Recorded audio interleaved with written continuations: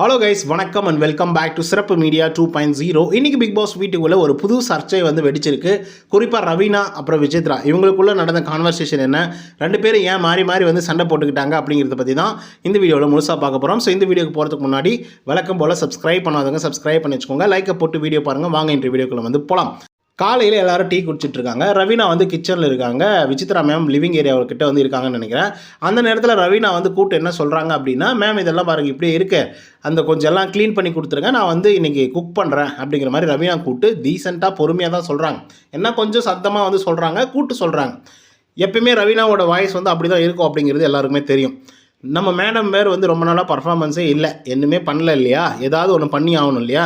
அதுவும் மாயா கூடலாம் சேர்ந்துக்கிட்டு இவங்க பண்ணுற லீலைகள்லாம் பார்க்கும்போது வேறு லெவலில் இருக்குது. இந்த பக்கம் நிக்சனுக்கு சொம்புன்னா சொம்பு அப்படி தூக்குறாங்க. சொம்பு டாஸ்கில் எல்லாமே நீங்கள் பார்த்துருப்பீங்கன்னு நினைக்கிறேன்.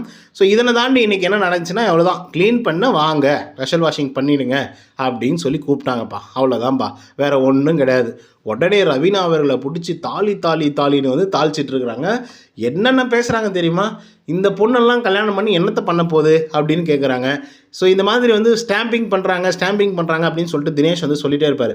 அவங்க என்னவோ பண்ணுறாங்க, இந்த வீட்டுக்குள்ளே இருக்கிறது வேலை செய்கிறதுக்காக வந்திருக்கீங்க, கண்டென்ட் கொடுக்கறதுக்காக வந்திருக்கீங்க, விளையாடுறதுக்காக வந்திருக்கீங்க. ஸோ அது நீங்கள் ஒழுங்காக பண்ணுங்கள் அப்படிங்கிறது தான் எங்களோட கருத்துக்களாகவும் இருக்குது. ஆனாலும் இவங்க என்ன பண்ணுறாங்க, இந்த பொண்ணெல்லாம் இந்த கல்யாணம் பண்ணி என்ன பண்ண போகுது அப்படிங்கிற மாதிரி ஒரு இது பண்ணுறது. அதுக்கப்புறம் அந்த பொண்ணு ரொம்ப ரொம்ப ரொம்ப ரொம்ப டிமோட்டிவாக பேசுகிறது. நீ எல்லாம் என்ன பண்ண போகிற, நீ எல்லாம் எப்படி உருப்பிட போகிற, நீங்கள்லாம் கல்யாணம் பண்ணி என்ன பண்ண போகிறீங்க அப்படிங்கிறது. நான் இந்த வேலையை செஞ்சேன், அந்த வேலையை செஞ்சேன், குக் பண்ணுறது ரொம்ப கஷ்டமான ஒரு விஷயம், நான் லஞ்சுக்கும் சேர்த்து காலையிலே எல்லாத்தையும் ப்ரிப்பேர் பண்ணிடுறேன் அப்படிங்கிற மாதிரிலாம் இன்றைக்கி பேசினாங்க.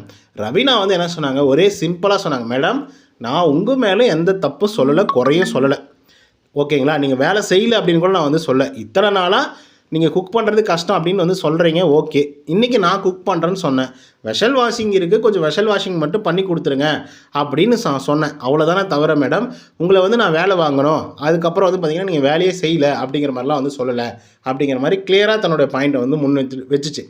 ஆனால் நம்ம மேடம் என்ன பண்ணாங்கன்னா, ஏன்னா நீங்கள் சும்மாவே அம்மா அம்மான்னு கூப்பிட்றீங்க, ஆனால் அந்த பாசமும் இல்லை, ஒன்றும் இல்லை, சும்மா தான் மதருன்னு சொல்லிட்டு இருக்கீங்க அப்படின்னு சொல்கிறதா இருக்கட்டும், கல்யாணம் பண்ண நீங்கள் என்னத்தை கழட்ட போகிறீங்கன்றதா இருக்கட்டும், அப்புறம் நீங்கள் ஒரு வேலையும் செய்கிறதுலன்றதா இருக்கட்டும், நீங்கள் கட் பண்ணுறது ஒரு வேலையாம்மா, 3 பேராம்மா கட் பண்ணுறதுக்கு அப்படின்னு சொல்கிறதா இருக்கட்டும். ஸோ இந்த மாதிரி எல்லாத்தையும் பார்த்தீங்கன்னா கொட்டி தீர்த்துட்டாங்க அப்படின்னு தான் சொல்லணும். ரவுண்டு கட்டி அடிக்கிறாங்க ரவீனாவை, விசித்ரா மேம். அந்த இடத்துல ரொம்ப ஸ்பாயிலராக இருந்துச்சு அவங்க பேசுகிறதெல்லாம்.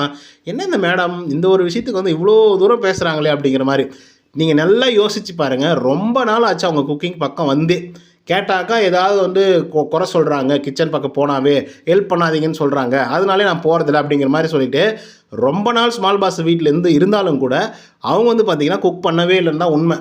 எல்லாத்தையும் பேசிட்டு என்ன சொல்கிறாங்க, சரி ரவீனா ஓகே சாரி, நான் தான் தப்பு பண்ணிட்டேன், நான் வெஷல் வாஷிங் பண்ணிடுறேன், விடுங்க நீங்கள் குக் பண்ணுங்கள் அப்படின்னு சொல்கிறாங்க. அந்த பொண்ணு மூஞ்சே மாறிடுச்சு, என்ன சொல்கிறதுனே தெரியல. உடனே மணி கேட்டார் அந்த இடத்துல விசித்ரா கிட்ட, மேம் நீங்கள் வேலை செய்ய சொல்லுங்கள், செய்கிறோம் ஓகேங்களா, அதே மாதிரி இந்த வேலை இருக்குது அப்படின்னு தான் நாங்கள் சொன்னோம் தவிர வேறு எதுவும் நாங்கள் பெருசாக சொல்லலை. ஒன்று.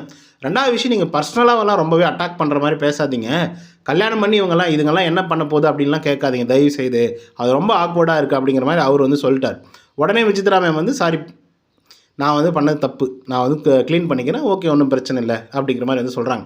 சரி ஓகே, நீங்கள் இவ்வளோ தூரம் எல்லாத்தையும் பேசிவிட்டு இவ்வளோ தூரம் அந்த பொண்ணை என்னென்ன பண்ண முடியுமோ எல்லாம் பண்ணிவிட்டு கடைசியாக சாரி அப்படின்னு சொல்லி முடிச்சிட்டாங்கப்பா, ஈஸியாக முடிச்சிட்டாங்க.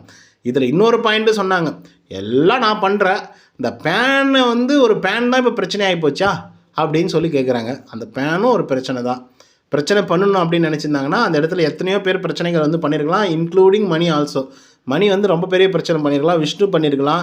என்ன மேம் நீங்கள் குக் பண்ணுறதை தவிர வேறு ஒன்றுமே பண்ண மாட்டேங்கிறீங்க, ஹவுஸ் க்ளீனிங் பண்ண மாட்டேங்கிறீங்க, வெஷல் வாஷிங் பண்ண மாட்டேங்கிறீங்க அப்படிங்கிற மாதிரி. இவங்க அப்படி தான் சமைக்க சொன்னாக்கா அவங்க ஜாலியாக சீக்கிரமாக இவங்களெல்லாம் வேலை வாங்கிட்டு மடமடான்னு சமைச்சிட்டு ஓடி போயிட்டு அங்கே உட்காந்துட்டு மாயாக்கிட்டே பூர்ணிமாக்கிட்டே கடலை போட்டுருப்பாங்க, ஜாலியாக உட்காந்து பேசிகிட்டு இருப்பாங்க. அதை ரவீனா எடுத்து வச்சாங்க அந்த பாயிண்ட்டை. இந்த மாதிரி நீங்கள் பண்ணுறீங்க மேம், நான் ஒன்றும் நீங்கள் பேசுகிறீங்க அப்படின்றதுக்காகலாம் நாங்கள் கூட்டெல்லாம் வேலை வைக்கல, இங்கே உண்மையாகவே வேலை இருந்துச்சு அதுக்காக தான் கூட்டம் அப்படிங்கிற மாதிரி பார்த்தீங்க அப்படின்னா சொல்லிட்டாங்க ரவீனா. ஏன்னா இவங்க சொன்னது அந்த மாதிரி, நாங்கள் அவங்ககிட்ட பேசுகிறோம் அப்படின்றதுனால பொறாமையில் கூப்பிட்றியாமா அப்படின்ற மாதிரியும் கேட்டாங்க. அதுக்கு தான் அந்த பதில் அவங்க சொன்னாங்க, அப்படிலாம் எங்களுக்கு பொறாமப்பட வேண்டிய அவசியம் இல்லை, அப்படிலாம் நாங்கள் கூப்பிட வேண்டிய அவசியம் இல்லை, இங்கே வேலை இருந்துச்சு அதுக்காக கூட்டு செய்ய சொன்னோம் அப்படிங்கிற மாதிரி வந்து சொன்னாங்க. ஸோ இந்த ஒரு விதத்தில் வந்து பார்த்திங்க அப்படின்னா இதை வந்து எப்படி அனலைஸ் பண்ணுறது அப்படின்னா கொஞ்சம் டிஃபிகல்ட்டு தான். ஏன்னா விசித்ரா மேமுக்குன்னு ஒரு ஃபேன் பேசஸ் வந்து இருக்குது. ஒரு சில்லியான விஷயம், இதை வந்து செய்யுங்க அப்படின்னு சொல்லும்போது ஓகேம்மா நான் செய்கிறேன்னு சொல்லியிருக்கலாம், இல்லை நான் அப்புறமா செய்கிறேன்னு சொல்லிக்கலாம், இல்லை நீங்களே செஞ்சுருங்கம்மா அப்படின்னு கூட வந்து சொல்லியிருக்கலாம். பட் அதை ஒரு பெரிய கண்டென்ட்டாக மாற்றணும் அப்படின்னு சொல்லிட்டு தேவையில்லாத அந்த மதர்வுட்டு கல்யாணம்னா நீங்கள் என்ன பண்ண போகிறீங்க அப்படிங்கிற மாதிரிலாம் கேட்டது என்னை பொறுத்தவரையிலும் தப்பாக தான் தோணுது. ஸோ இதை பற்றின உங்களோட கருத்துக்கள் என்ன அப்படிங்கிறத கமெண்ட்டில் பதிவு பண்ணுவோம். இந்த வீடியோ உங்களுக்கு வந்து பிடிச்சிருந்தா லைக் அண்ட் சப்ஸ்கிரைப் பண்ண மறந்துடாதீங்க. இன்னொரு தடவை சந்திக்கிறேன். until then bye from நன்றி.